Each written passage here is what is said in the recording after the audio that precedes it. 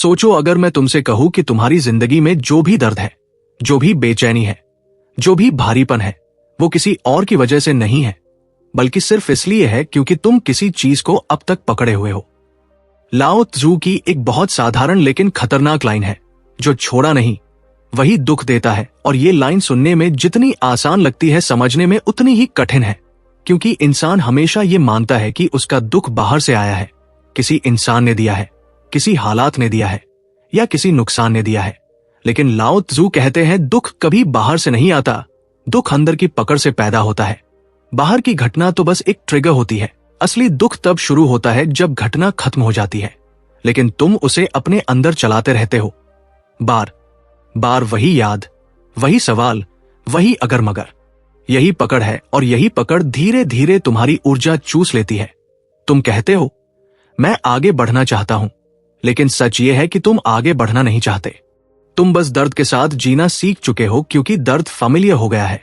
लाओ त्जू कहते हैं इंसान अजनबी शांति से ज्यादा जाने पहचाने दुख को चुनता है, क्योंकि शांति में ईगो को कोई कहानी नहीं मिलती, दुख में ईगो को पहचान मिलती है। अब जरा अपने जीवन को देखो, तुम किस किस चीज को अब तक पकड़े हुए हो।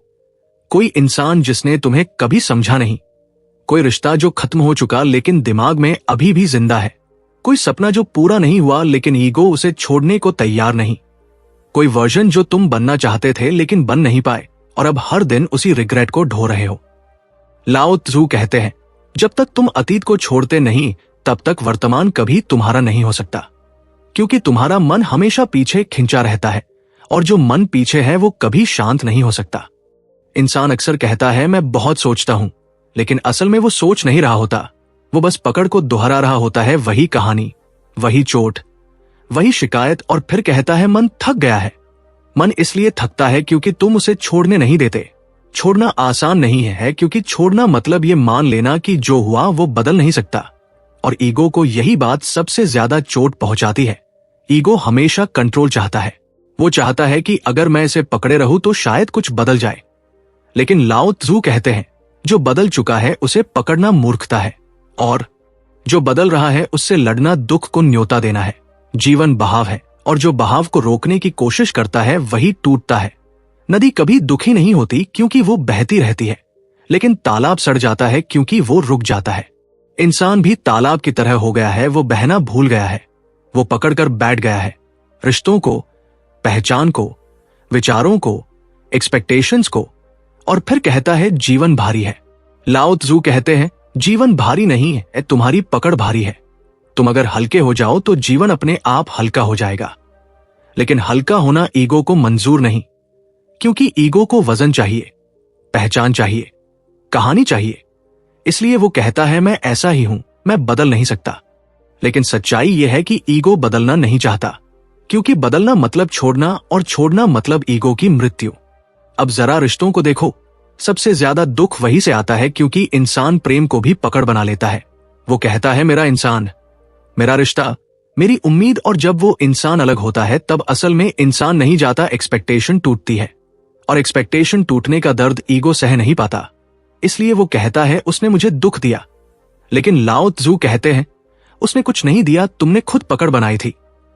अब सोचो अगर तुम प्रेम करो बिना एक्सपेक्टेशन के, अगर तुम किसी को आने दो और जाने दो, तब क्या दुख बचेगा? नहीं, क्योंकि दुख पजेशन से पैदा होता है, प्रेम से नहीं। लाओ त्जू कहते हैं सच्चा प्रेम आजाद करता है और अटैचमेंट गुलाम बनाता है। लेकिन इंसान फ्रीडम से डरता है, क्योंकि फ्रीडम में कोई पकड़ नहीं होती, कोई गारंटी नहीं होती, और ईगो को गारंटी चाहिए, इसलिए वो दुख चुन लेता है, लेकिन सर्टेनिटी नहीं छोड़ता। यही वजह है कि लोग बार बार वही गलत रिश्ते, वही पैटर्न्स, वही दर्द दोहराते हैं, क्योंकि उन्होंने छोड़ना नहीं सीखा है। लाओ त्जू कहते हैं जब तक तुम छोड़ना नहीं सीखोगे तब तक तुम नया कभी नहीं पा सकोगे, क्योंकि तुम्हारे हाथ भरे हुए हैं, और भरे हुए हाथ कुछ पकड़ नहीं सकते। अब इस पॉइंट को गहराई से समझो। तुम कहते हो मुझे कुछ नया चाहिए, लेकिन तुम पुराना छोड़े बिना नया चाहते हो। यह संभव नहीं है। जीवन खाली जगह में आता है, फुलनेस में नहीं। लाओ त्जू कहते हैं खालीपन कमजोरी नहीं है, खालीपन संभावना है। लेकिन इंसान खालीपन से डरता है, क्योंकि खालीपन में उसे खुद से मिलना पड़ता है, और खुद से मिलना सबसे कठिन अनुभव है, इसलिए वो दुख को पकड़कर बैठा रहता है। क्योंकि दुख उसे खुद से बचा लेता है। अब अगर तुम इस वीडियो को सुन रहे हो और तुम्हें अंदर कहीं चुभन हो रही है, तो इसका मतलब है कि तुम कुछ पकड़े हुए हो और तुम्हारी आत्मा चाहती है कि तुम उसे छोड़ दो। लेकिन ईगो रेजिस्टेंस कर रहा है, क्योंकि ईगो जानता है कि छोड़ते ही उसका कंट्रोल खत्म हो जाएगा। और यही संघर्ष तुम्हारे अंदर चल रहा है। लाओ त्जू कहते हैं, दुख का अंत बाहर की परिस्थितियां बदलने से नहीं होता, दुख का अंत अंदर की पकड़ छोड़ने से होता है। और जैसे ही पकड़ छूटती है, मन में एक अजीब सी शांति उतरती है, बिना वजह की, बिना कारण की। और वही शांति असली जीवन की शुरुआत है। अब जरा और गहराई में चलते हैं, क्योंकि यहां पर लाओ त्जू की टीचिंग सिर्फ फिलॉसफी नहीं रह जाती, ये सीधा तुम्हारे रोजमर्रा के जीवन पर वार करती है। लाओ त्जू कहते हैं, इंसान जिस चीज को पकड़ता है वही उसे परिभाषित करने लगती है, और फिर वही परिभाषा उसका पिंजरा बन जाती है। तुम खुद को किस नाम से पहचानते हो? मैं ऐसा हूं, मेरे साथ ऐसा हुआ, मेरी जिंदगी ऐसी है। ये सब पहचाने असल में तुम्हारी पकड़ है। और जितनी मजबूत पकड़ उतना गहरा दुख, क्योंकि पहचान बदलने से ईगो डरता है। ईगो को लगता है कि अगर ये पहचान चली गई तो मैं खत्म हो जाऊंगा। लेकिन लाओ त्जू कहते हैं, पहचान खत्म नहीं होती, पहचान का भ्रम खत्म होता है, और भ्रम के खत्म होते ही शांति प्रकट होती है। अब सोचो, तुम बार बार अपने पास्ट को क्यों दोहराते हो? क्योंकि तुम उसे अपनी कहानी बना चुके हो। तुम कहते हो ये मेरे साथ हुआ इसलिए मैं ऐसा हूं। लेकिन लाओ त्जू कहते हैं, जो हुआ वो घटना थी, तुम नहीं थे, लेकिन तुमने उस घटना को अपनी पहचान बना लिया। और फिर हर दिन उसी पहचान से दुनिया को देखते हो। इसलिए हर अनुभव तुम्हें वही दुख वापस लौटा देता है। यही कारण है कि दो लोग एक जैसी परिस्थिति में भी अलग अलग प्रतिक्रिया देते हैं। एक छोड़ देता है, दूसरा पकड़ लेता है, और जो पकड़ लेता है वही टूटता है। अब एम्बिशन की बात करते हैं, क्योंकि बहुत से लोग सोचते हैं कि छोड़ना मतलब लक्ष्य छोड़ देना। लेकिन लाओ त्जू ऐसा नहीं कहते। वो कहते हैं, अटैचमेंट छोड़ो, एक्शन नहीं। जब तुम लक्ष्य को पकड़ बना लेते हो, तब हर दिन बेचैनी पैदा होती है, तब वर्तमान मर जाता है, तब तुम हमेशा फ्यूचर में जीते हो, और फ्यूचर कभी आता नहीं। लाओ त्जू कहते हैं, जो व्यक्ति परिणाम को पकड़ता है वो प्रक्रिया से कट जाता है, और जो प्रक्रिया में डूब जाता है परिणाम अपने आप आ जाता है। लेकिन ईगो प्रक्रिया से बोर होता है, क्योंकि प्रक्रिया में कोई त्वरित पहचान नहीं मिलती, कोई अप्लॉस नहीं मिलता। इसलिए ईगो शॉर्टकट ढूंढता है, और शॉर्टकट हमेशा दुख में ले जाता है। अब एक और गहरी बात सुनो, इंसान दुख इसलिए भी नहीं छोड़ता क्योंकि दुख उसे दूसरों से अलग महसूस कराता है। वो कहता है, मेरी कहानी अलग है, मेरा दर्द अलग है, और यही फीलिंग ईगो को स्पेशल बनाती है। लाओ त्जू कहते हैं, ईगो हमेशा स्पेशल बनना चाहता है, लेकिन प्रकृति में कुछ भी स्पेशल नहीं है। सब सरल है, सब सहज है, सब फ्लो में है। पेड़ नहीं सोचता कि मेरे साथ क्यों सूखा पड़ा, वो बस जो है उसे जीता है, और जब बारिश आती है तो उसे स्वीकार कर लेता है। इंसान ही है जो बीते सूखे को पकड़कर बैठा रहता है, और आने वाली बारिश में भी खुश नहीं हो पाता, क्योंकि उसका मन अभी भी अतीत में अटका होता है। लाओ त्जू कहते हैं, दुख का एक बड़ा कारण कंपैरिजन भी है। तुम देखते हो किसी और की जिंदगी, और फिर अपनी पकड़ को और मजबूत कर लेते हो। तुम कहते हो, उसके पास ये है, मेरे पास नहीं, और यही थॉट तुम्हारे मन को और भारी कर देता है। लेकिन लाओ त्जू कहते हैं, जिसने तुलना छोड़ दी उसने आधा दुख छोड़ दिया, क्योंकि तुलना सिर्फ ईगो को खिलाती है, आत्मा को नहीं। अब जरा गुस्से को देखो, गुस्सा भी पकड़ का ही रूप है। कोई बात किसी ने कह दी, वो पल तो चला गया, लेकिन तुम उसे दिन भर दिमाग में घुमाते रहते हो। यही गुस्सा है, यही पॉइजन है।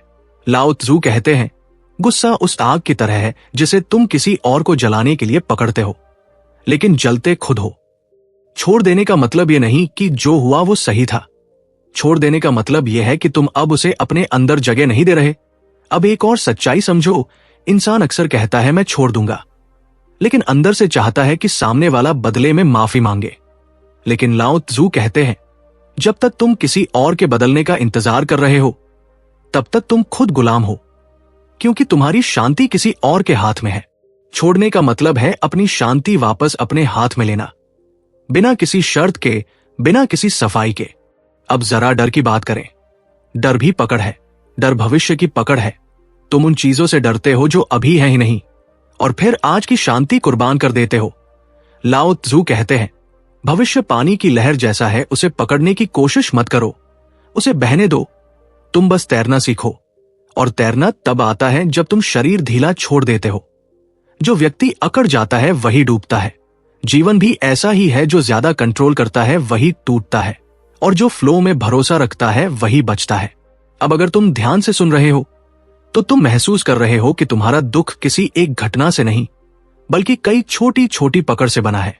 और लाओ त्जू की टीचिंग कोई जादू नहीं है, वो बस ये कहती है कि एक एक पकड़ को देखो, पहचानो और धीरे धीरे छोड़ो, जबरदस्ती नहीं, जागरूकता से।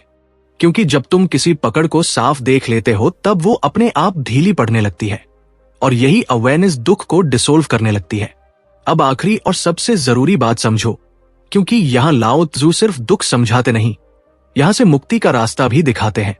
लाओ त्जू कहते हैं छोड़ना कोई क्रिया नहीं है, छोड़ना एक समझ है। तुम कुछ छोड़ने की कोशिश मत करो, बस ये देखो कि तुम क्या पकड़े हुए हो। जैसे ही देखने की रोशनी आती है, पकड़ अपने आप ढीली पड़ जाती है।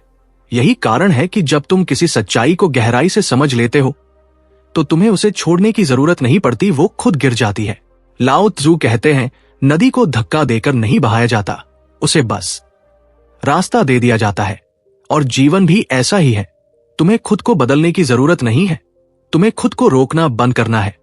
अब सोचो तुम दिन भर कितना तनाव ढोते हो, क्योंकि तुम हर चीज को सही करने की जिम्मेदारी अपने ऊपर ले लेते हो।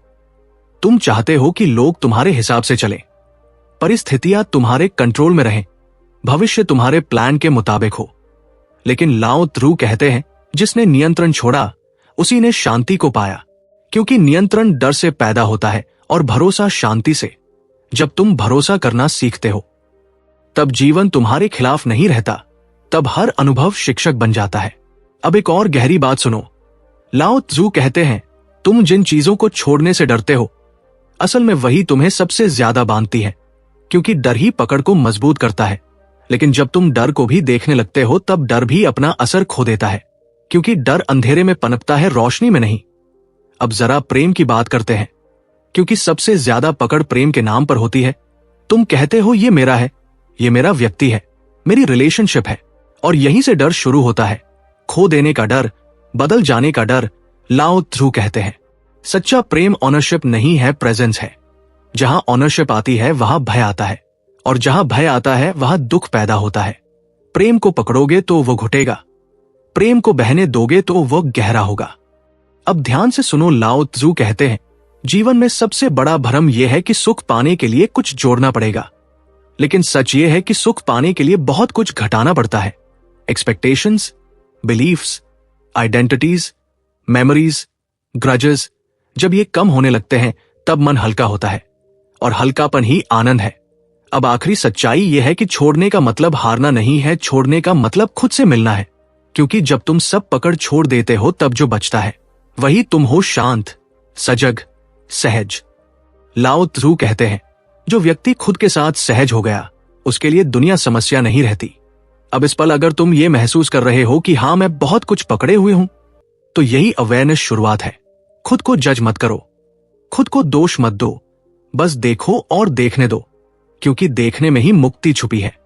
और अगर आज तुम एक ही चीज छोड़ सको तो ये छोड़ो कि तुम्हें सब कुछ पकड़ कर रखना है, क्योंकि जो तुम्हारा है वो ठहरेगा और जो नहीं है वो जाने ही वाला है।